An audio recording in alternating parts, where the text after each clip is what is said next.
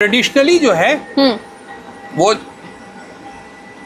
अमीर लोग ही पायलट अपने बच्चों को बना पाते थे। ठीक है। लेकिन सरकार के पास बहुत ऐसी प्रोविजंस हैं जिसमें कि वीकर सेक्शन के बच्चे गवर्नमेंट फ्लाइंग स्कूल्स में सब्सिडाइज कॉस्ट पे ट्रेनिंग करके पायलट बन सकते हैं।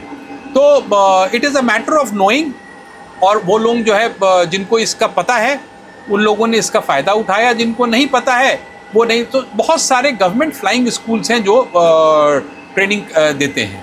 तो ये शायद अवेयरनेस की कमी है। अगर आपको लग रहा है कि सिर्फ अमीरजादों का या बिजनेसमैन का या जो बहुत पैसे वाले हैं वो ही अपने बच्चों को पायलट बना सकते हैं, तो ऐसा नहीं है। आपको थोड़ी सी रिसर्च करने की ज़रूरत है।